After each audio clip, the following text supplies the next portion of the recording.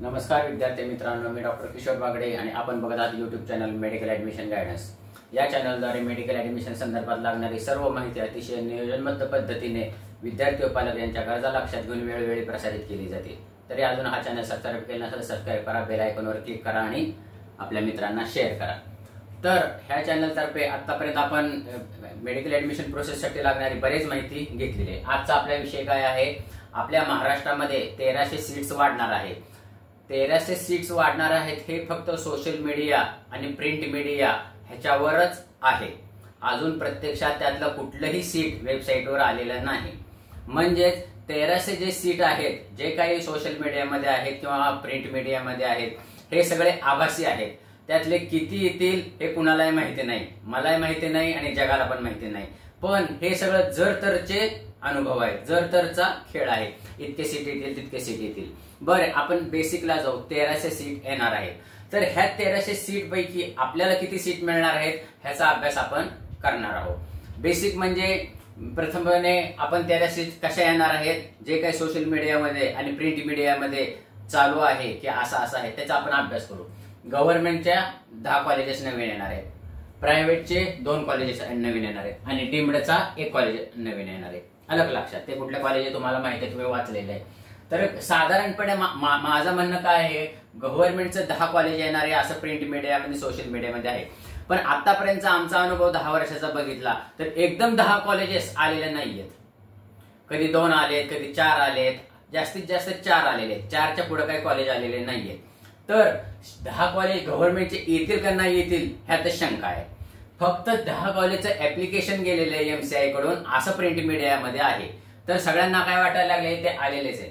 तर बेसिक प्रश्न म्हणजे हे 10 कॉलेज येतील का नाही येतील, पण तरी आपण त्याचा अभ्यास करणार आहोत। प्रायव्हेटचे 2 कॉलेजेस येऊ शकतात, त्याच्याबद्दल काही प्रॉब्लेम नाही। डीम्डचं पण 1 कॉलेज येऊ शकतं, त्याच्याबद्दल पण प्रॉब्लेम नाही। तर बेसिक म्हणजे गव्हर्नमेंटचे 10 कॉलेज। आता त्यांचे जर समजा 100 जागा असतील तर तो सिनारिओ कसा होतो बघू आपण। 100 जागांचे साधारणपणे 1000 सीट्स होतात, अलग लक्षात। आणि प्रायव्हेटच्या 100 जागांचे 200 सीट्स होतात आणि डीम्डचं 100 सीट्स होतात। असे हे मिळून 1300 सीट्स आहेत, अलग लक्षात। ह्यातल्या 100 सीटचा काही विचार उपयोग आपण काही करायचा नाही, कारण हे 100 सीट आहेत, त्याला कॉलेजची फी साधारणपणे जवळजवळ 20 लाख रुपये। त्याच्यामुळे तो विषय ह्या व्हिडिओमध्ये घ्यायचा नाही। म्हणजे हे 100 सीट आपल्याला आपल्यातून गेले, म्हणजे प्रत्यक्षात किती सीट्सचा आपण विचार करायला पाहिजे? 1200, अलग लक्षात। 1200 सीटचा विचार करायला पाहिजे। त्यातल्या 1000 गव्हर्नमेंट आणि 200 प्रायव्हेट। आता ह्याचा आपण विचार करूया। गव्हर्नमेंटच्या जर 1000 सीट आल्या तर त्यातले 150 सीट्स ऑल इंडिया कोटाला गेल्या, नाही त्याचा काही विचार करायचा नाही। राहिल्या किती सीट्स? 850 सीट्स राहिल्या। आता 850 सीट्सचा विचार करू। 850 सीट्सला रिझर्वेशन आहे 50%, गव्हर्नमेंटला 50% रिझर्वेशन आहे, त्याचा अभ्यास करूया।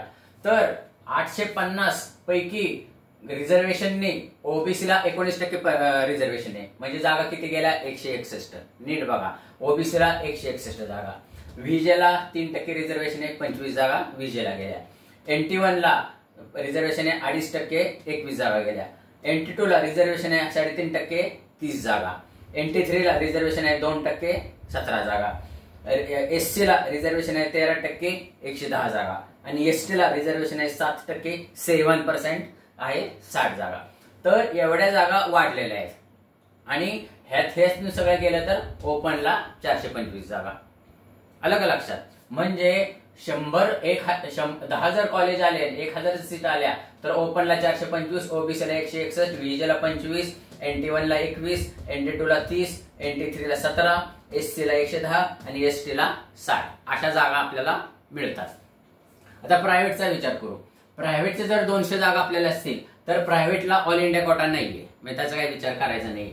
रिझर्वेशन किती टक्के आहे? फक्त 25% रिझर्वेशन आहे। प्रायव्हेटला 25% रिझर्वेशन आहे, 50% रिझर्वेशन नाहीये। तर त्याचा आपण अभ्यास करूया।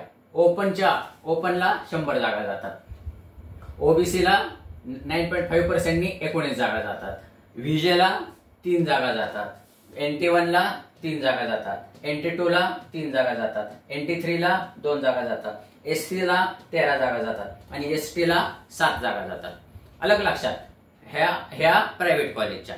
तर ह्या दोन्हीची जर बेरीज केली तर ओपनला आपल्याला 525 जागा वाढतात, ओबीसीला 180 जागा वाढतात, व्हीजेला 28 जागा वाढतात, NT1 ला 24 जागा वाढतात, NT2 ला 33 जागा वाढतात आणि NT3 ला 19 जागा वाढतात.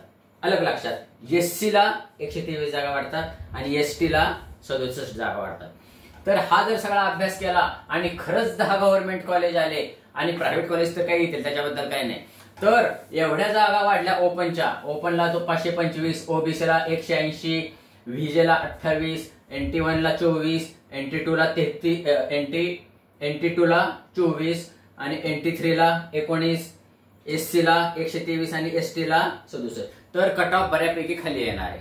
म्हणजे जे मार्क म्हणजे कट ऑफ कमी म्हणजे मागच्या वर्षापेक्षा खाली येणार नाही, पण जे जास्त मार्क पडलेले आहेत, जास्त मार्क पडल्यामुळे जो कट ऑफ वरती जाणार आहे तो कट ऑफ खाली येण्याची शक्यता आहे. त्यातल्या त्यात SCचा कट ऑफ खूप कमी होऊ जाईल आणि STचा कट ऑफ म्हणजे SC आणि ST ह्या विद्यार्थ्यांनी काळजी करण्याची काही गरज नाहीये. मागच्या वेळच्या कट ऑफ पेक्षा साधारणपणे 5 ते 10 मार्कांनी फक्त वाढेल. अलग लक्षात, डीम्डचा काय आपण विचार करण्याची गोष्ट नाही.